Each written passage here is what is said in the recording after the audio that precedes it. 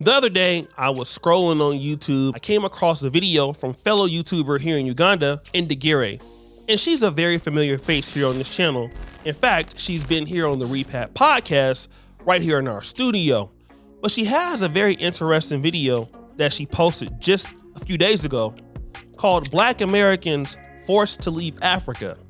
Now, of course, our channel is called Uganda, and it focuses on the relationships of these two countries to the diaspora. And most topics on this channel are about the diaspora surviving and living in Africa. Unfortunately, not everybody makes it, and some people are forced to go back home. But in the context of her video, she has a very interesting clip of a person who was in Tanzania, glad they left Tanzania, never wanted to return to Tanzania. Let's check it out. The reason I left Tanzania. Okay, so the number one reason why I left Tanzania is because I was getting scammed numerous times. Was I scammed? I left Tanzania and I've been back in the US for almost 2 months. And for me, it was the best decision that I could have ever made for my future and for my son's future.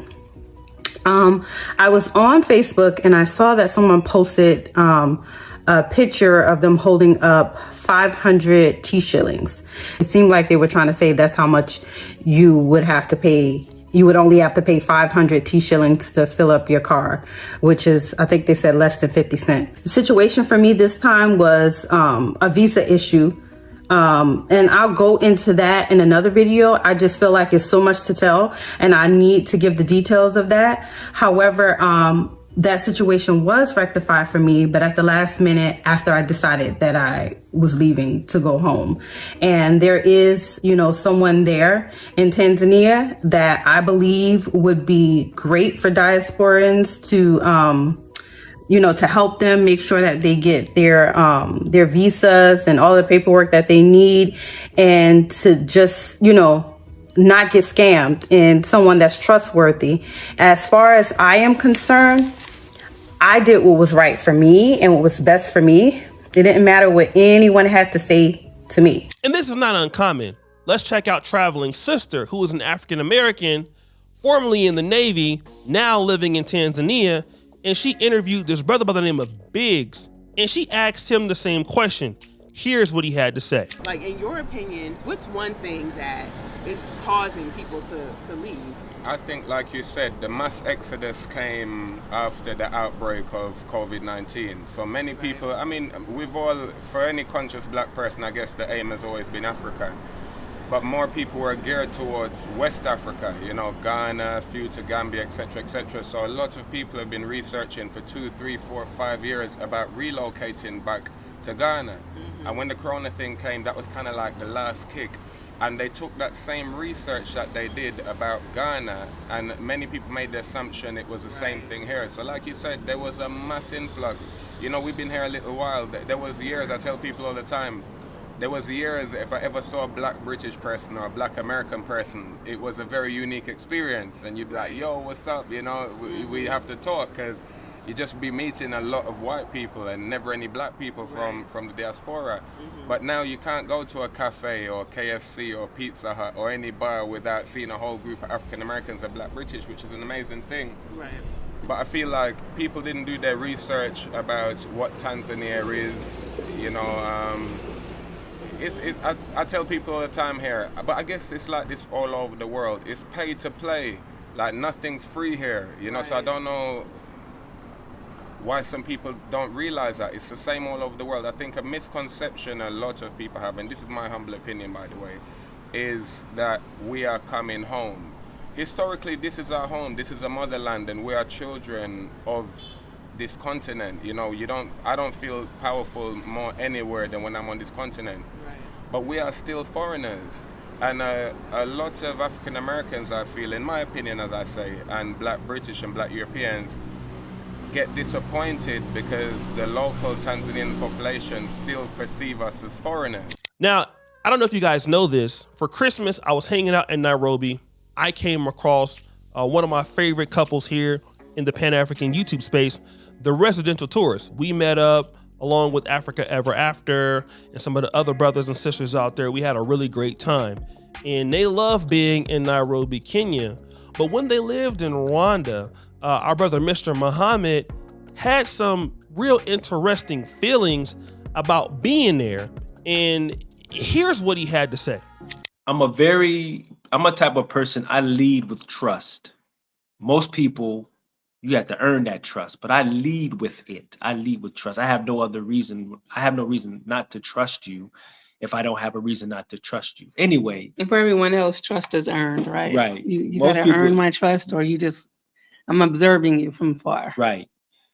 Got to a point, though, that based on what we experienced, then I became very, very, very untrusting, if that's a word. Extremely, extremely. So my experience became more of an experience of prejudice and discrimination. I know you're probably like, how? And it's like I went from one experience of prejudice and discrimination to another.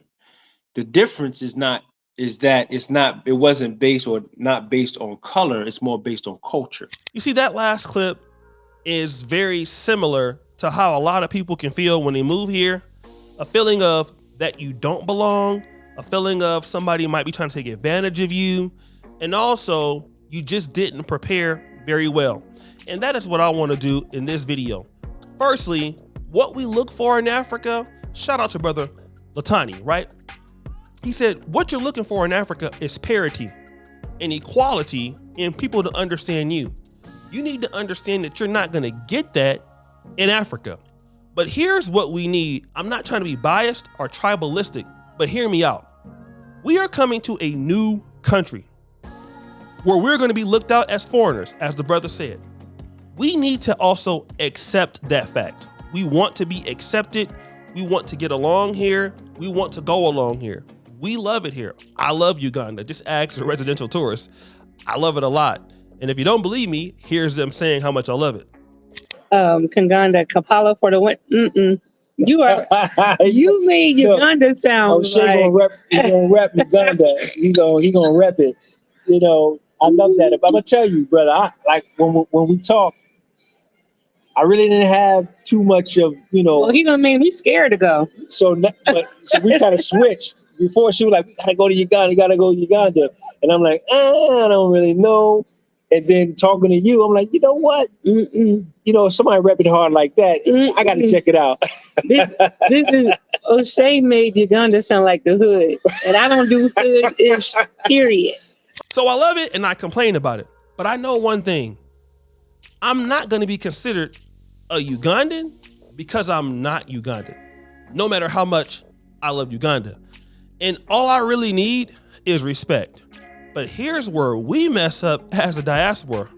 We come over to these countries like Tanzania or Rwanda or Kenya, and what we try to do is to get away from each other and integrate with the local Africans that are there because we have some level of hatred or spite for each other and we don't want to be involved. And I understand that, but here's something that we got to know. Nobody knows each other like we know each other, right? And every group that's successful, they have a strong community within one another. The diaspora don't have that sort of connection or camaraderie. Here in Uganda, we don't have very many of us, but we try to hang out, we try to do things, we try to come up with little ideas. I have a lot of people coming here every month, almost every week now, coming to visit me, and I enjoy it. But we need to have some level of camaraderie, and there are going to be times where in Africa, we need to share information, and a lot of times we don't share information. So what happens is it makes everybody become individualistic and everybody's out there by themselves. And so we're not really helping each other because we haven't had to focus on that. And this is the reason why everybody is leaving Africa. Now, you got to understand you're not going to get any privilege being here. Don't get me wrong, you're an American, but nobody cares that you just came here from America. Nobody's going to have any drums coming in when you come from America unless you're doing a tour. And in fact, my brother, Robert, who came to visit me in Uganda, he actually said that When he first got to South Africa, he thought he was going to get a warm welcome. Let's check that clip out. What were your expectations before you went to South Africa? And then when you got there, what did you realize, and did those expectations match up? My first expectation on going there was to feel like this warm welcome, like I was going to go in the airport or people recognize me as American or Black American, and just, I thought I was going to get welcome home or welcome to the motherland. Like I was imagining how people said they were received when I think Ghana did the year of the return. Okay. But that didn't happen. Right. So I didn't feel like that warm welcome. And then when I talked to people about it, they just said that, they just don't know too much about what it means to be Black in America, and that we don't know where we're from. They're oblivious to that. So they just look at me as another African person in South Africa visiting. In the reality, you're not going to get a warm welcome. Let's go back to Ndagire. Now, she's a Ugandan from the Buganda Kingdom, and even she has the same problems that we complain about. Don't believe me? Let's hear it. I believe a lot of Black American people that come in the continent come for the culture, for the people, come for mostly the things that help them connect to their motherland itself. It's more of the lineage part of it, and it's something that we Africans need to understand. So when someone decides to leave their country and come back to the motherland, especially a Black person, I give you a lot of credit, because majority don't even want to take that step because of the stereotypes that they have been fed about us, and it's something that we should also take as valuable as African people. Now, speaking about the First Lady on how she was getting scammed, is something that I don't even think it's more of Black Americans. This is something that Africans do. This is what Ugandans do. The moment they hear that you are from abroad, they don't want to know if you are Ugandan who is born in America or Europe or whatever. As long as you look different and you seem different, these people are gonna high up the prices, and it's crazy. Like, it happens to me a lot, because when I go to places, people assume I don't know the local language. I don't know, maybe because I look Sudanese. So I also try to understand my fellow people. Like, when I go to shops and I don't speak at first, they always assume I don't know how to speak the language, the local language, and they price up the stuff. They literally change prices for me, like me. And so imagine for a person coming from the diaspora, it's gonna be hectic, because for you, when you speak, at least for me, when I start speaking, they calm down. And then I also show them that I know the language and I speak the language, so they are like ashamed. Yeah, they get ashamed. They really get ashamed. And I like doing that just to show them that it's not okay to do that BS. It's ridiculous. So you gotta understand, any African, even Ugandans living in Uganda, will have a tough life. A Kenyan moving to Uganda or Nigeria will be overcharged. He will have issues. He could be scammed. It happens to everyone, so it's not a personal thing. So what we need to do is to try to build the community. That means trying to effectively work together and to try to help everybody that you can in the diaspora. African Americans in Africa are going to need each other. The Black British in Africa are going to need each other. The Caribbeans in Africa are going to need each other. And usually we roll as one group, not only just us, Ugandan Americans, Ugandan British, whoever else, or even Ugandans on the continent. We do need each other, but it has to be built on some level of value. Relationships are built on value. And when you don't have value in a group, then you're going to be forced to leave. And that's what we need to establish. We need to establish value for the local people as much as we need to value ourselves. And I can go into great detail about that. I won't do it today, but all relationships are in value. Why should any country in Africa want to deal with you? Or should I say this? Why should anybody in the diaspora in that country want to deal with you? You need to bring value. You need to bring your resources of knowledge and also plan well. Let me get into the planning part, because this is interesting. You don't want to just get up, move to Africa on your first trip. I would not recommend that. Always try to come and visit and see what you like. If you're in America and you like the country, you can go back and see what is going on at the embassy. For example, I'm in Uganda. If I liked Uganda and I really wanted to know, I would try to start participating in things in the Ugandan embassies. I would try to go and try to establish relationships there. And then I would try to, if I'm gonna start a business, I might start the business and come back and try to get the business going somehow, and then slowly but surely work my way into the country. Now, I know that's easier said than done, and I get that, but there are resources available to get you started on your behalf instead of just not planning, not having a level of execution, and not having some things that you're gonna need to be in the business world or whatever you need to do to stay in Africa. And if you can do those things, and we've already talked about that, continue to work slowly towards your goal. Continue to build progress. Continue to show your value. I always tell people a lot of things that I do, I've done them for free. It's worked, it hasn't worked, but it's sped up the process. I've let people know what we can do, what I can do. When I came here to this country, we didn't have a channel, we didn't have anything, but as you can see, we got 100,000 subscribers, right? Round of applause. And I would never thought about wildest dreams we would even have a channel of this magnitude that people will watch every day. So these are the things that we need you to focus on. If you want to deal and live in Africa, have a 5-year plan to fully move, or even a 10-year plan. But if you can do that in 10 years, it's worth it. It don't have to be today.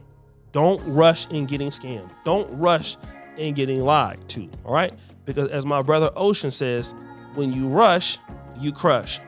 So guys, what do you think? It's your boy Oshay Duke Jackson, back at it again here on the King Ghana channel. I really appreciate you for all of your support and all that you do. Thank you so much and have a great day.